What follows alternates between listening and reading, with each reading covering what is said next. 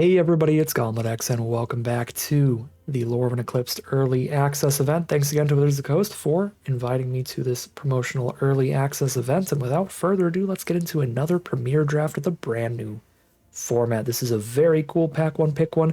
We've already played with the Dawn Hand Dissident a few times in draft and sealed, so I'm going to pass it up here, although I do think it's probably the more consistently powerful card in this pack. What I am going to take is the Mistbind Click. It is a reprint from the original Lorwyn, which is pretty fun, and it's got that champion ability, which means you have to exile another fairy to play it in the first place, which is what makes this certainly a lot more narrow, a lot less flexible, and potentially a lot weaker. But in the right deck, if we get enough fairies, that's still going to be pretty good. There's less fairies than there are the more supported card types like goblins and elves and stuff, but there's still a good chunk of fairies in the deck, and most of them do benefit a lot from casting stuff at instant speed, and this is a flash creature, so we'll still take the click here and see if we can get that going. Really good pick too. Rhymekin Recluse to stick to blue would be great. Blue-black would be the best color pair to go with the Mistbind Click because that's where all the fairies are. This is just an excellent Mana War style creature that bounces something, puts stats on the board, but Ashling's Command is a blowout with the right board, so I'm going to speculate on that towards blue-red. Maybe see if we get enough fairies in blue to go blue-red elementals with some fairies in there. Explosive Prodigy is an excellent cheap elemental. Plays really well with Ashling's Command as well. I like that a lot. But there's also the Rhyme Speaker that I've been very impressed by. Drawing you a card whenever you cast any spell with mana value 4 or greater. It doesn't have to be a non-creature spell. It can be literally anything, including big creatures. This is really good with all the Convoke cards too. These are pretty fierce competition for each other because I really like both of these. But I'm going to go for the Explosive Prodigy here, make sure I get a good early creature. Find it can be a lot harder to fill out the early slots on your curve with premium stuff than the higher mana slots. Because once you get to the higher mana values, most of the spells that cost that much mana are going to be pretty good. But getting a cheap creature like Prodigy that does as much work as it does is a little harder to come by.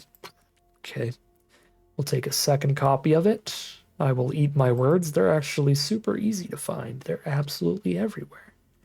I love these Eclipsed cards. If you are a blue-white Merfolk deck, slam dunk this thing so fast. But you do really want to be those two colors, or at least very, very deep into them to make them easily castable. But I'm grabbing Prodigy. Just another great card to go with Ashling's Command.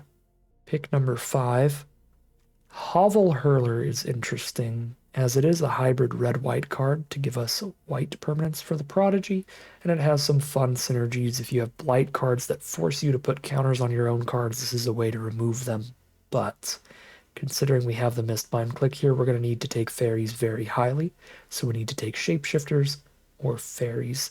And I think I'm going to take the Glamourmite here to go ahead and add a fairy to this deck. Blightrot is a great removal spell, and Spiral into Solitude is a solid one. So those are options too, but I like the way this draft is headed. I'm going to stick in that blue-red direction here. Not deviate too much unless something very good pops up. Or there's a pack like this that's just really weak on color. There's a 2-mana 2/2 elemental with an okay mana sink. Instead, I could speculate on multiple different pieces of white removal. Protective Response and Liminal Hold. Protective Response is actually an easier splash, because if we have any hybrid red-white or blue-white cards, they can convoke it as if they were white. So I'm going to take the Convoke card. Feels like an easier splash. Yeah, there it is, the Feisty Spikeling. This is a 2-mana 2/1 first striking fairy that can also convoke our Protective Response. It's also a white permanent for Explosive Prodigy. Spikeling has enough good little synergies here to take it over that counter spell. This pack looks pretty bad for us. A Dawn-Blessed Pennant to pick up an Explosive Prodigy from Grave actually sounds kind of neat. Yeah, play this on Elementals.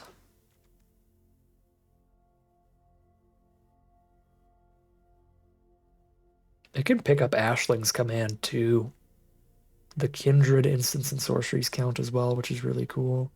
Speaking of Kindred, this core could be copied by the command and helps us splash in the white. Sure. We're seeing more white removal late, so probably do want to dabble into the color if blue and red aren't quite open enough, which is sort of looking to be the case. Changeling Wayfinder also helping with the splash and being both a fairy to champion for the click and an elemental to copy for the command. Particularly good as a fairy, though, because this is a very expendable creature to exile. Keep taking white spells here because white is looking open. Yep. Last pick, Spiral into Solitude. Alright, I might have to drop blue. We open a Boros rare as well. 2, a red and a white for a 4/4. Legendary Giant Warrior. 1 and a white, tap it. Another creature control gains flying and lifelink till end of turn. Wow. Okay. Very good activated ability. At the beginning of your end step, if you gained life this turn, exile cards from the top until you exile a non-land card. You can cast it without paying its mana. Oh my god. We are red-white splashing Ashling's command, maybe. This thing is insane.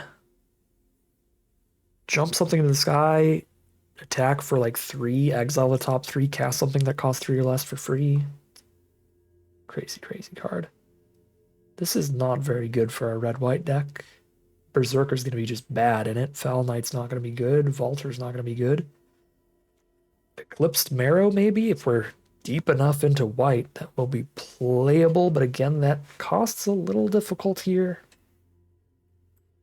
It's the best bet out of that whole pack. We'll take it. Another feisty Spikeling looks pretty good. There's a keep out, though. 4 to a tapped creature, destroyed enchantment. This is really good against white decks because the white removal spells are a lot of enchantment-based removal spells. There's some blue enchantment-based removal spells as well. Yeah, I have enough 2-drops right now. We've got 4 already. Barely started on pack 2. We'll take the keep out instead. Pick 4. Seer. 2 mana, 4 to a creature, planeswalker at instant speed. That's wonderful removal. Grub's command is the competition. We're running 2 shapeshifters right now. The Furdock core for fixing is also another shapeshifter. Boros, 1 swamp, 1 island, splash in command off of a Wayfinder and some cores. Does sound kind of fun too. I'm gonna take it actually. If we have 2 of these commands, we can 100% just hold on to Pennant and just use this as pick up either command to go crazy. Is the plan. I don't know how well that's gonna work, but this will be a really interesting deck then, which I am into. Collective Inferno is going to be pretty bad, though. Our creature types will be all over the place, the way that we're trying to play it. Splashing both of those in, and being in a 2-color pair that's not focused on one specific creature type. So we'll take a Tweeze. Although Celebrant's fine, too. You know what? Okay, I clicked too late. We're on Tweeze there. I was just going to say, I think we actually have a lot of non-creatures right now, and a lot of removal. We need to focus up on just getting more filler creatures like Celebrant. But hopefully white's open enough we can find those later. Like here, there's just Berserker or Keep Out. We gotta take Keep Out.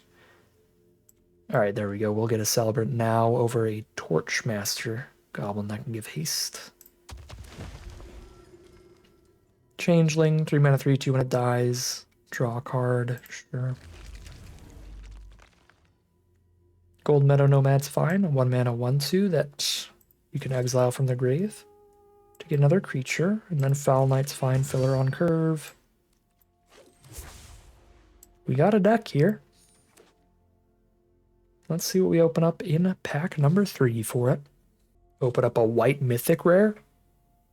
Yeah, I think a 5 mana 5/5 flying lifelink is pretty good. Splash black as well. Oh, we already are splashing black for Grub's command. Let's go. So if we transform it, all of your non-token creatures have persist.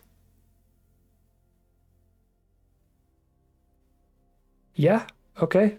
Either half of this is really good.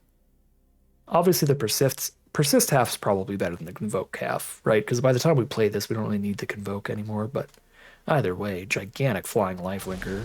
jam that thing, win some games.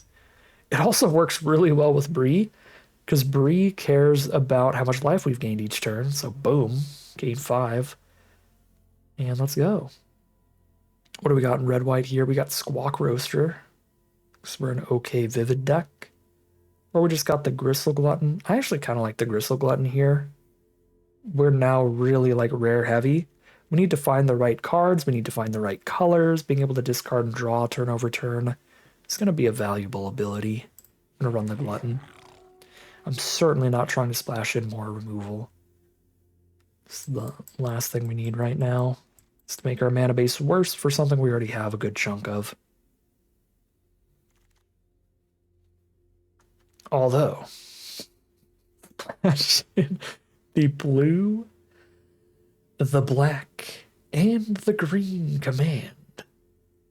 This seems like a much weaker splash than the other two, though. It would be really funny. It would be objectively hilarious, but that's too bad. There's an auntie for a bunch of creatures, or there's the stone back that can grow itself and protect stuff. I think we go stone back here. Pick 4. Evolving Wilds or Wayfinder. Let's grab another Wayfinder. But either of these are great. I like that the Wayfinders give us more permanents we could potentially copy with the commands. There are more permanents on board for the Convoke as well, for the double Tree Folk, topping off the curve. I think the treasure token from Guildweaver is looking pretty valuable here too, to take it over the 2-mana 2/2. At this point, pick 6. More than enough removal. We're not interested in the crib swap. I don't think we're aggressive enough to care about Brambleback Brute. But I also don't really want to play Down Guard in this deck. We're probably not playing anything out of the pack. I'll take the Down Guard and put it on the side. Kithkeeper, 7 mana is so much, but we have double Wayfinder. We could play double Wayfinder and a Mana Rock. Maybe this is the deck for it.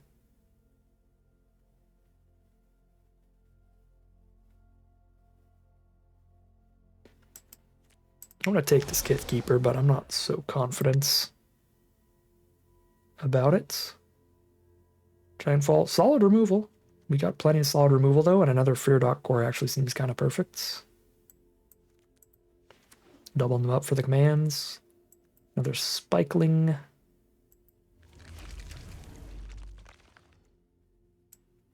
Filler Elemental.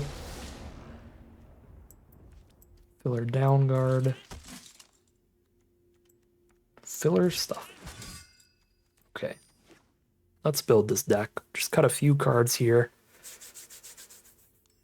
Make a fun, strange little pile.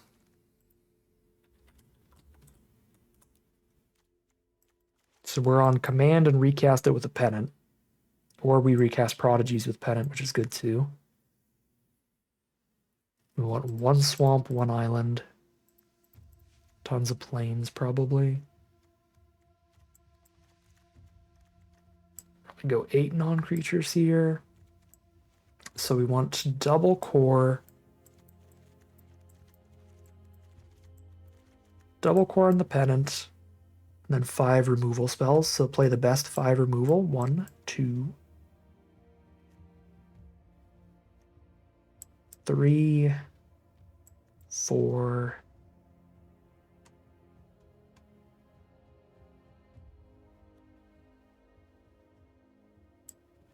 Kind of want to play 6 removal spells here. Drop the Spiral. Going to be a lower creature count. A little bit more defensive than aggressive as a deck. But I think we got the bomb power to do that. Cut 6 creatures would drop us down to 14 creatures in the deck. Again, a little bit low, but I think we can afford to do that. Drop these Spikelings. Play as many non-red creatures as possible for Prodigy.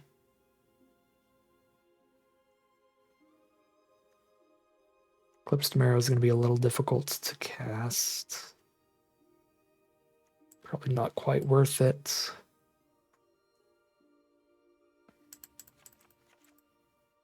Kithkeeper is still really slow even with double core. But we have double core, double Wayfinder, but even then, we never get more than 2 1/1s out of it. 7 mana for a 3/3 and 2 1/1s? No. Cut that. Maybe a Foul Knight as the final cut. Maybe the Nomad here, filler little tiny creature. I actually want some more randomly chunky creatures later. I think I can drop the Nomad. All right, red-white, splashing a bunch of commands off of double core and one of each basic with double Wayfinder. We have the Pennant to bring back the commands, and we have other bombs like the Erdu and the Bree. This is a really interesting deck here. This will be a fun, unique one to play around with. Let's check out our colors again. We have 10 white, 9 red, so tiny bit more white than red, 8-7 split. Looks good to me. We'll call it a deck here. Hop into the gameplay, see how far this one takes us. Reasonable opening hand here. We are on the draw, so if our opponent's aggressive, they just curve out with like a Kithkin deck or a Goblin deck or something. That's going to be kind of scary.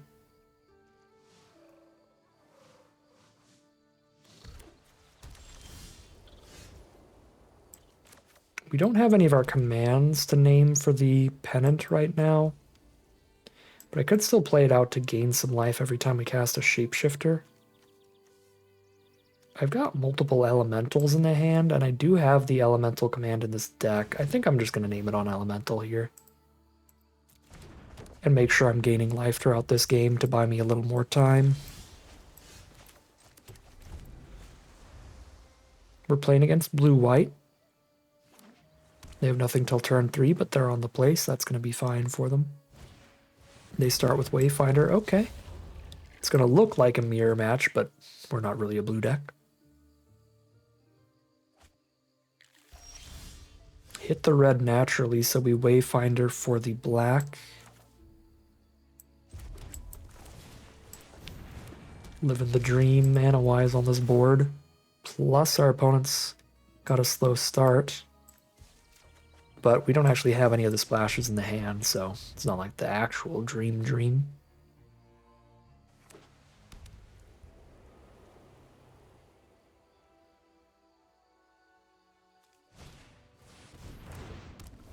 Tributary Vaulter. Okay. Guildweaver, get our treasure.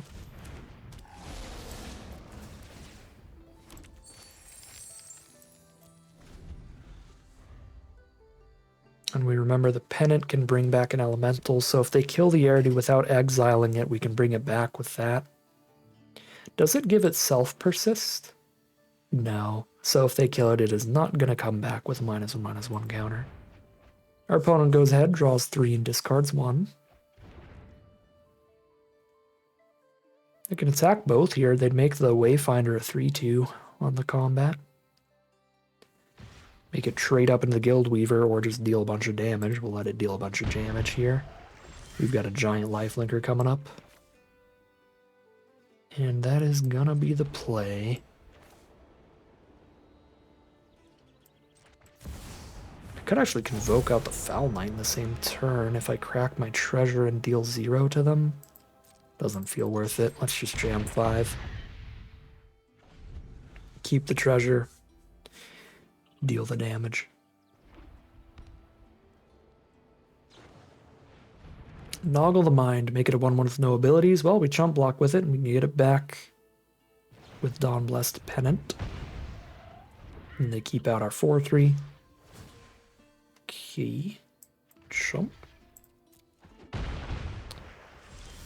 And bring it back.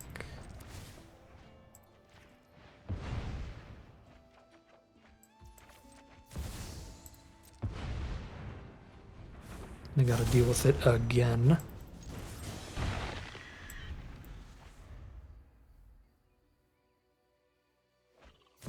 Chronicle of Victory. Choose Merfolk. All their Merfolk now have First Strike, Trample, and they draw a card whenever they cast one. This card is very, very good. At least all of our cards have Persist, but we're gonna have a rough time. We can attack through because they only have the one flyer at least. Yeah, we're actually kind of okay. The Isalu, Carrier of Twilight, is gonna win the race for us with that lifelink. And there's our big blocker for that Wayfinder on the ground.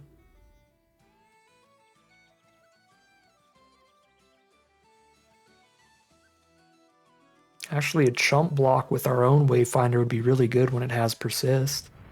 There's their own Pennant. They can bring back a Merfolk. They have no Merfolk engraved yet, though. But now they gain a life and draw a card for every Merfolk they cast.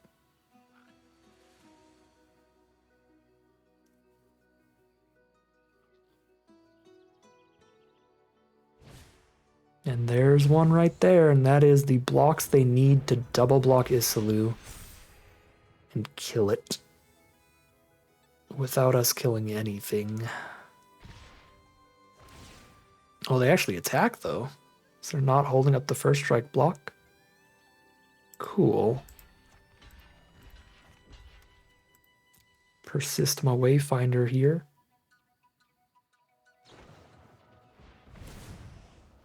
Okay, that's really good. The First Strike damage, but again, Persist. And that does explain the Vaulter attack. That is gross. Wow, that is really, really good.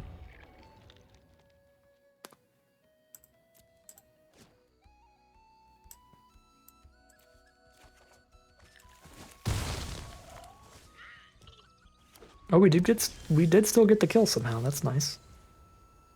I don't need Convoke. Decline. Stay with Persist, please. Foul Knight does not give First Strike to non-Kithkin, so we can't attack in because they just First Strike away the Isalu.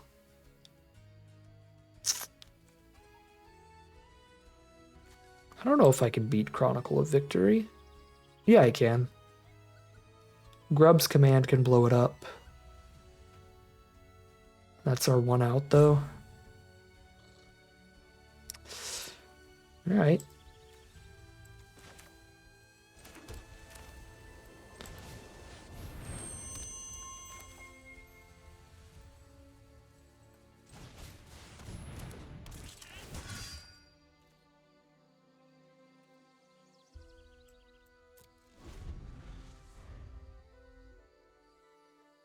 Yeah, the First Strike is so gross. They double block and kill without us doing anything.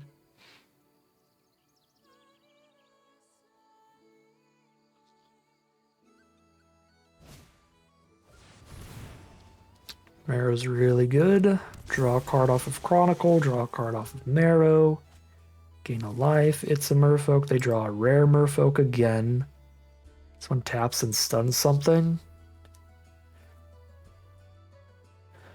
And it does it every time it becomes tapped, it taps and stuns something. Yeah, I mean, I think we get Chronicled here. Chronicle's just a bit better than Eridu. It's too good. They draw another card that untaps all their Merfolk. Good lord.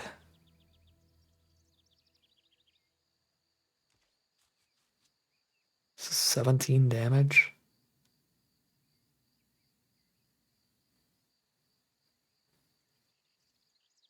Got Persist. I'll soak up what I can.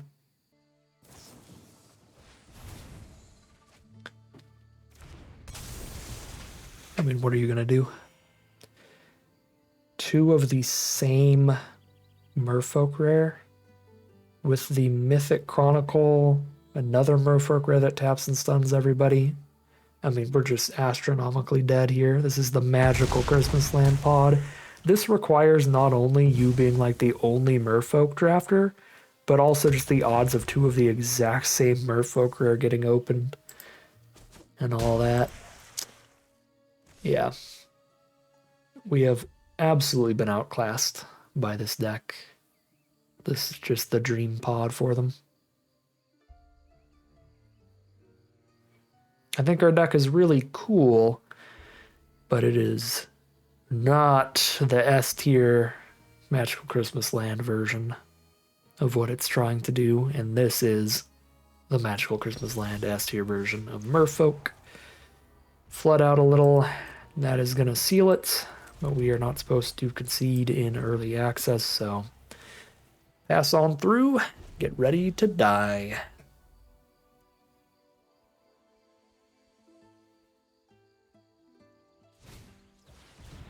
Might as well play another rare.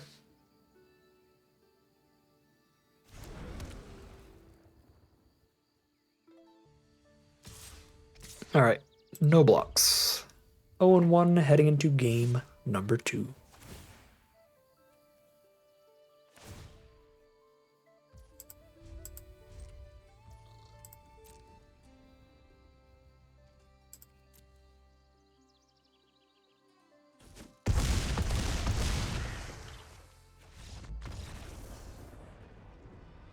Here we are on the play for game number 2.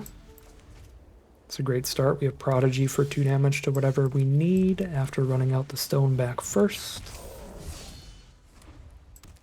The Wayfinder to keep hitting lands and the Celebrant here. Okay. Go and lock the stone back under the spiral. Just keep out and save it here. I don't need to do that yet, because they probably can't blight next turn. Can't, like, play a creature that would be reasonable to blight with. And spend the additional 2 in the same turn. Yes, they just play a 4-2. Okay, and now we can double spell. I can Prodigy their Stompling and keep out the enchantment.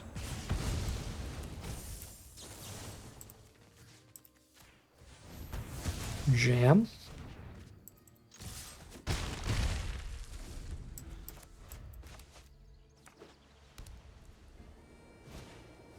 It's a Foul Knight for a 3-4. Run out the Celebrant then.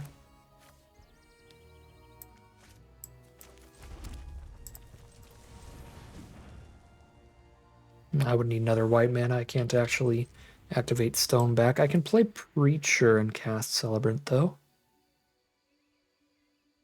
Yeah, we'll do that. Gain the life.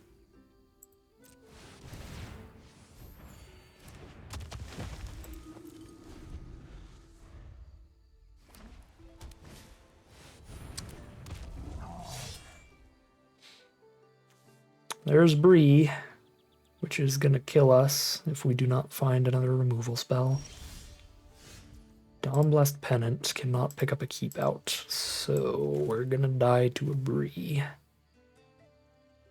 Very fast.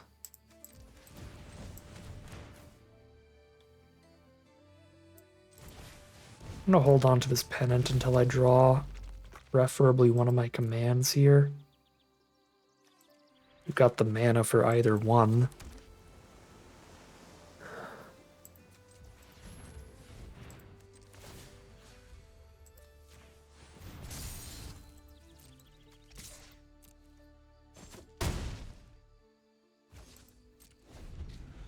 But now they just gain 3. Cast a spell out of our deck for free. Just keep doing that every turn.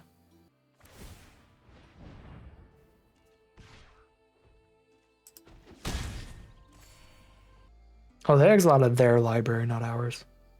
It's not one of the stealing effects.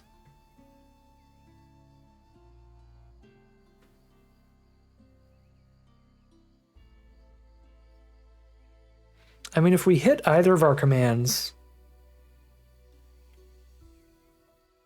or our own Bree, I think we're still in a really good position.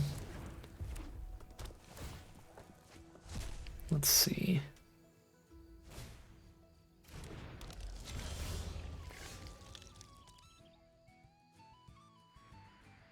Can we just find a Gristle Glutton? At least that does some digging trying to find our bombs.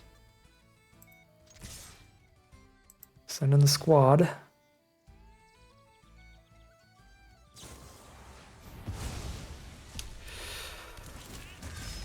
Alright, well... guess I'll die. Flicker the Foul Knight to just give their whole board of blockers first strike and just eat our board for free. What are you gonna do? Thought this deck was really cool, but it is rapidly approaching an 0-3.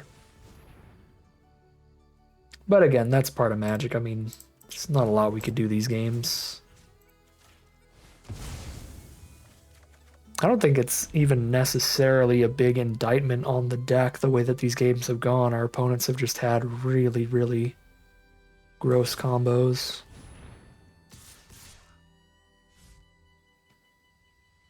And we've just been dodging our commands.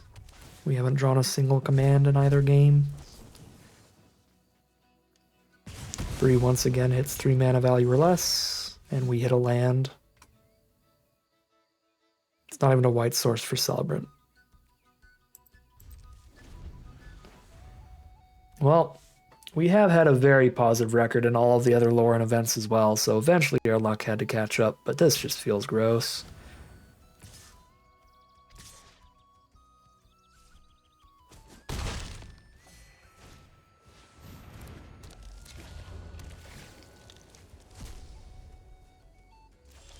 Oh, Bree still draws the cards if you can't afford them? Yeah, otherwise put it in your hand. Good grief. That's a really strong card. I'd love to play with that card.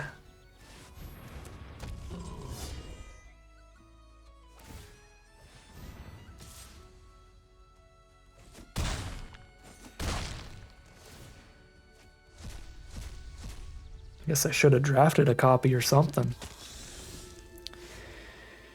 Alright, we're super dead on board.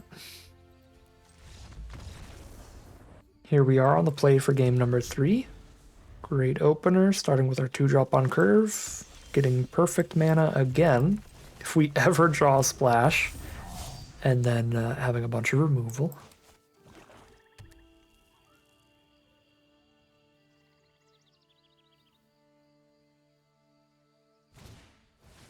There's the Wicker Maw.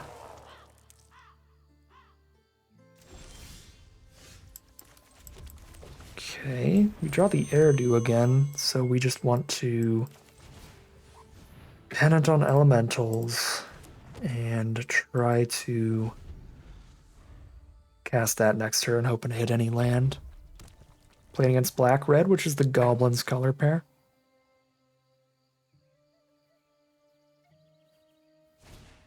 And they throw removal at Stoneback. Great, that's one less exile spell they could use on Airdew.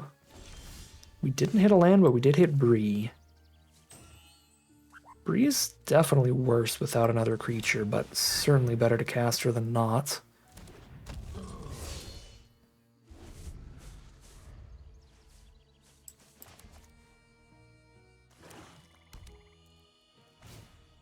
Heirloom Auntie. There we go, mana number 5. Send in a Bree, drop an Airdew.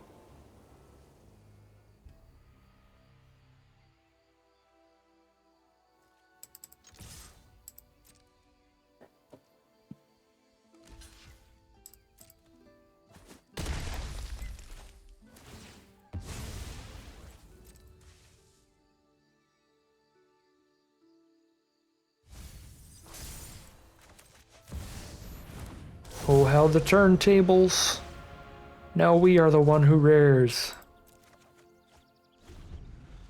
I didn't realize the Pennant was going to draw us a card. That is insane. Even if you gain 1, you draw a card off of Bree.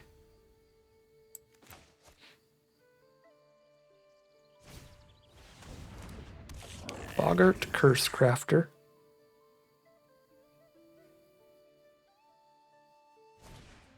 Heirloom Auntie again. Okay. Yes. I will give my stuff persist. Drop a Preacher. Have the Tweeze up.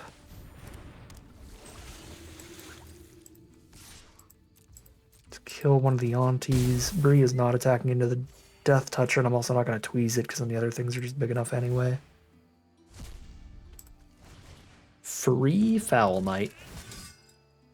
Alright, this is literally the exact opposite of last game. Now we're just going to go crazy with Bree. Sourbread Auntie.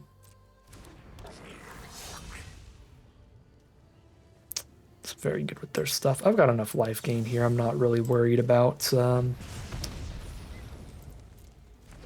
Curse Crafter pings. So I'm just going to kill the bigger Auntie.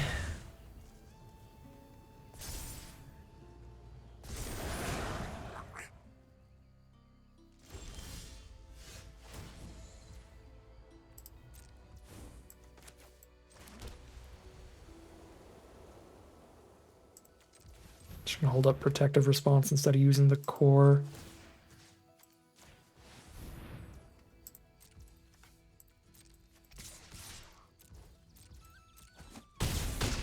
Alright, they are dead in one more swing. We get another free card.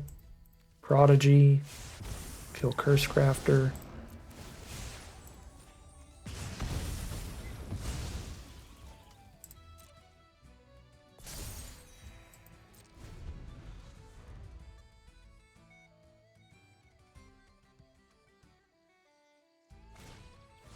We found Goat Nap on the Lifelinker.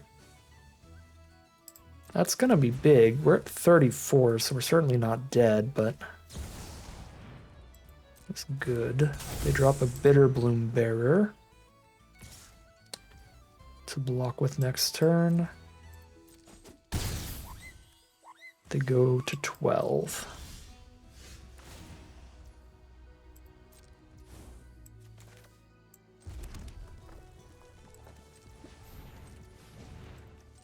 Okay, I think we have enough creatures now to actually use this core in the sky.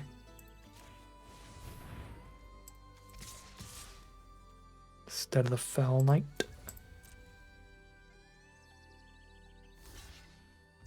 There's the Chomp.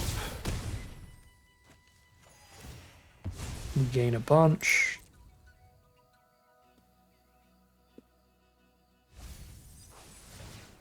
Cast for free. Another Explosive Prodigy. Jesus.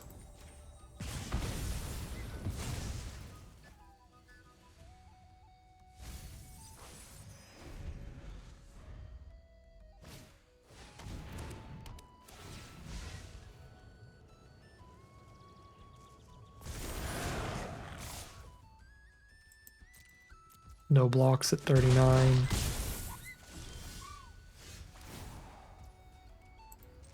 And there's the concession from our opponent. That is now 1 and 2. We broke the potential 0-3 curse. This will not be a winless run. But we'll see if we can't get a couple more wins here and try to average out that record. Because this deck is a fun one with some very powerful cards if we can draw them. This is an okay opening hand. It has perfect mana for anything it draws, which makes it pretty tempting, but the Prodigy only does 1 damage. It's got the Gristle Glutton too, though. So the Glutton's going to be digging to find us something important. I think I keep this and just lead with the Glutton and rely on him a lot.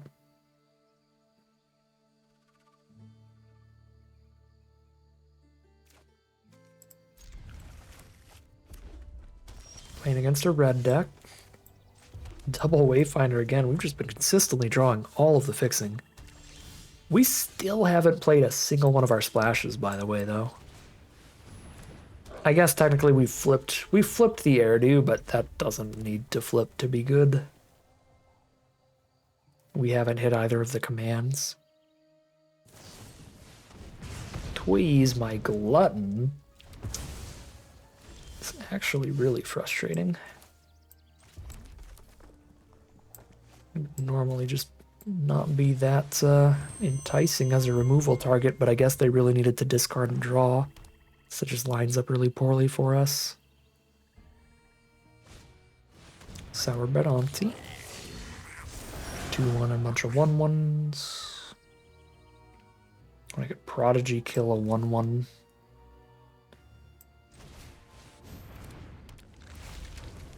I guess we actually found a Prodigy target here.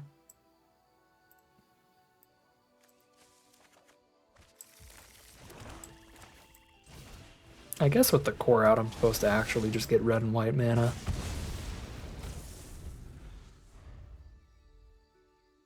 Because unless they blow up the core,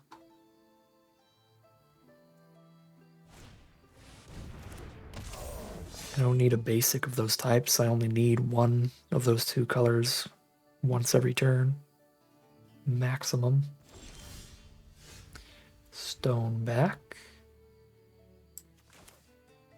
Play a big old Celebrant. Can I play Wayfinder and Celebrant? 1, 2, 3, 4, 5 permanents untapped plus the land. Yes, I can. Yes, I can. They're black-red. They're probably not destroying this core. I think I'm actually just supposed to grab another white.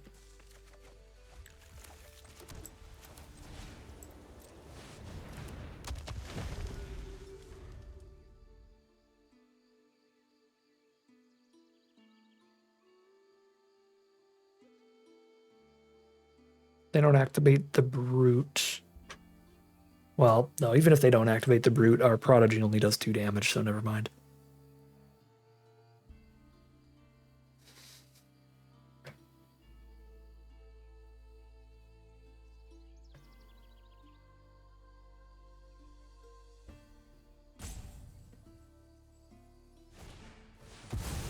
Champion of the Weird. This card is awesome. Because they can just kind of kill our board with it. Just keep putting counters on their board to make us put counters on ours.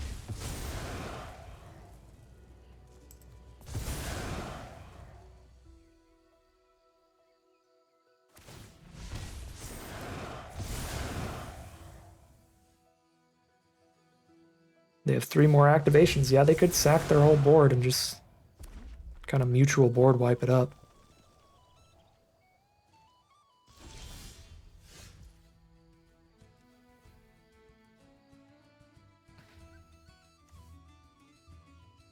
This has no way to remove counters from itself, but any of their other creatures can also get blighted onto, so I kind of feel like I have to blow up the champion over the Brute, even though the Brute can get rid of those counters. I need to Prodigy the champion. Awkward.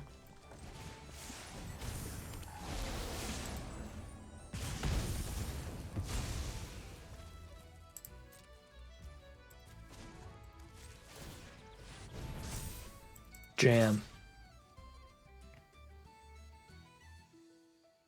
Punish them for their hubris. Slam them. You thought you could dodge the core.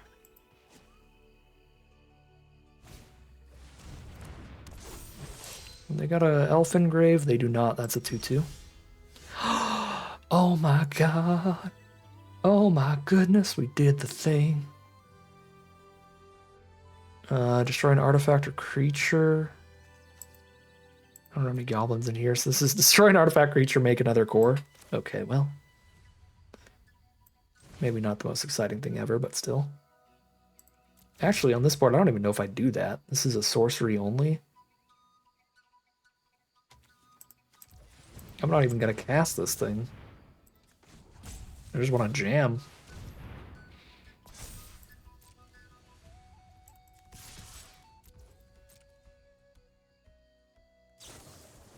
No. That's rude. Well, they go to 3.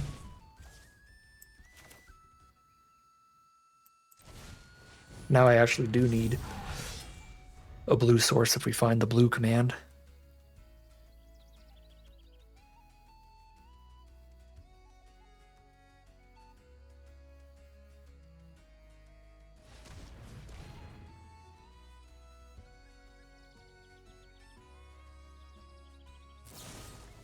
Tweeze the stone back.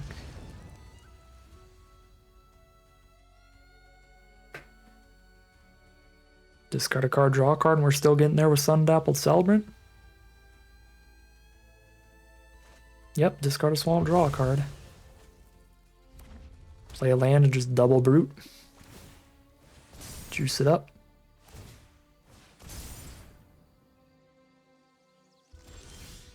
Okay. Hey, there's the blue source. I did say we needed it. So, destroy an artifact or creature and +1/+1 our board.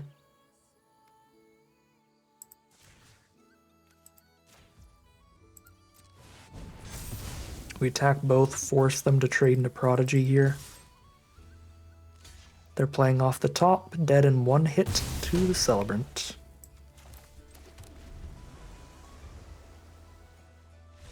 And it gets there. That is 2 and 2, recovering from the 0-2 start, heading into game number 5 to see if we can't end this one with a positive record, if we can get a third win here. Okay, slow hand for sure, but keep out helps a lot, and we get to play our other command. Okay, now I'm pretty happy no matter what. We actually got to do our deck thing. We got both of our commands in these last couple games.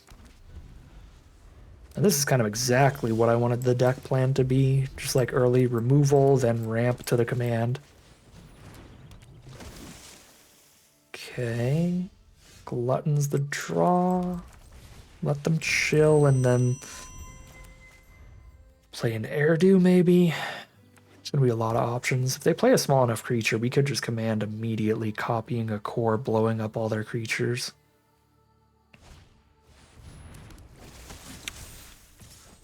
Never mind, because they both protect each other. That's super awkward for us. Well, I can keep out one of them to get closer to the Ashling's command, or I can just run out the Airdo and hope they don't have removal for it, because if they don't, it's going to crush them. Blue-white here. I feel like they probably have removal. Let's go Glutton and keep out.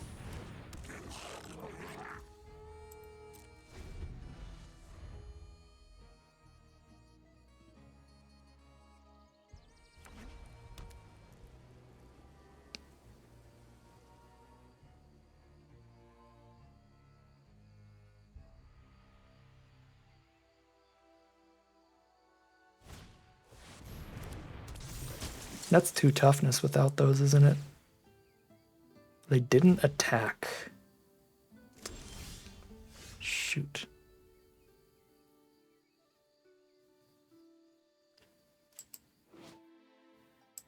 That is 2 toughness if they lose both of those. We are setting up for such an Ashling's command if we get there.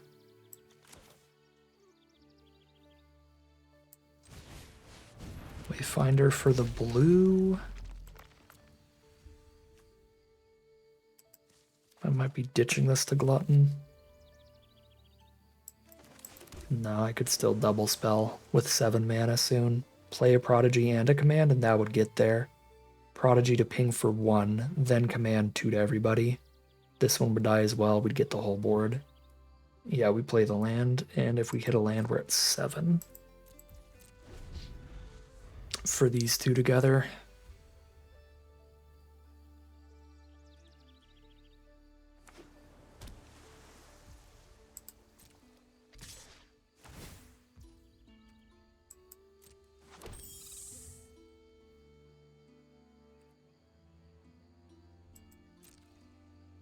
Not good for me.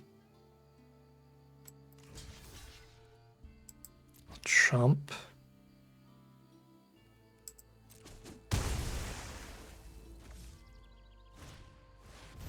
Play a 3/3.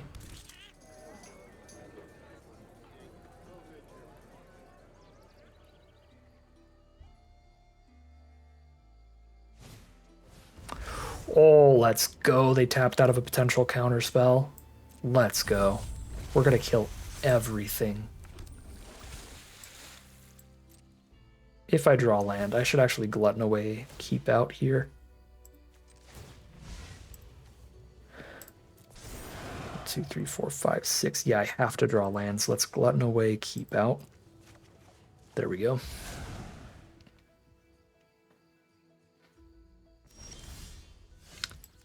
Time to live the dream. Prodigy. A duelist. Ashling's Command.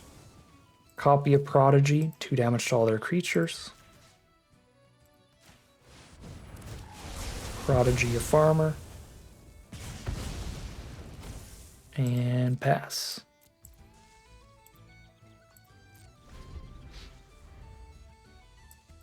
They still have 4 cards left though, so we're just back to at parity. We're back to like even.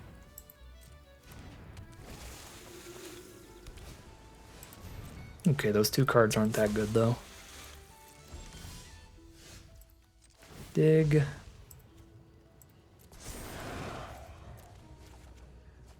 Okay, Eridu.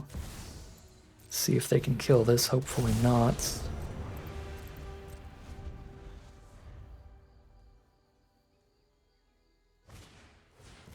It's not removal. But it is very good. Only finds a plains though. And then a merfolk, sure. Oh my god, no removal in their hand at all. Let's get persist here. Drop Foul Knight.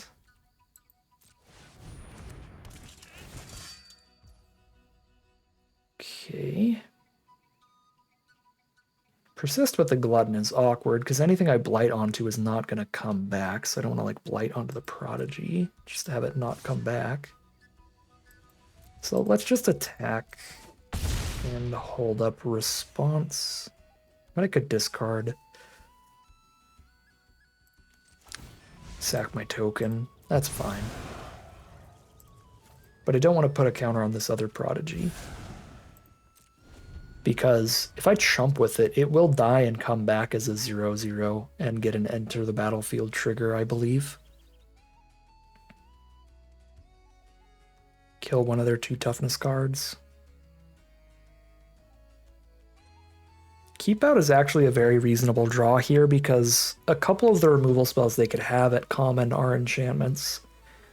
Particularly if they have the 4 mana one that exiles a creature and you gain 2.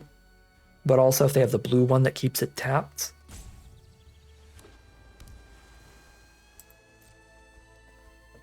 And they flood out here, just hit a land. They don't have a Gristle Glutton on their team.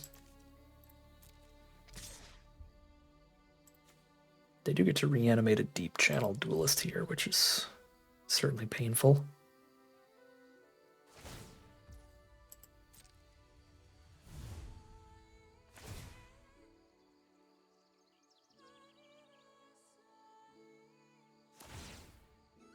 Mm-hmm. Mm-hmm.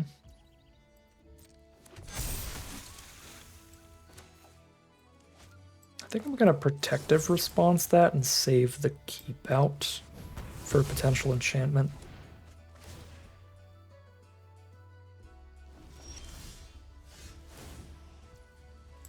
Wanderbrine Preacher is the draw. That is a good enough draw to not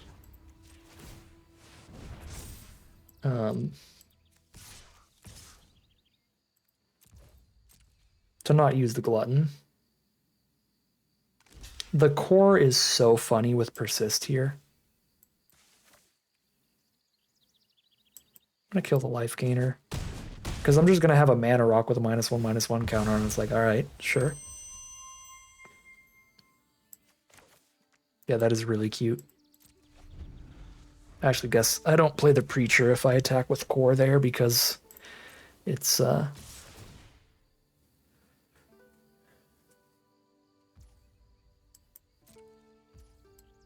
too expensive. All right. They are scooping here.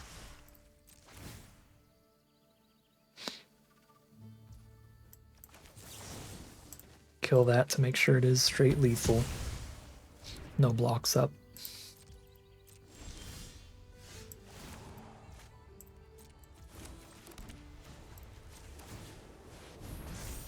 And there we go.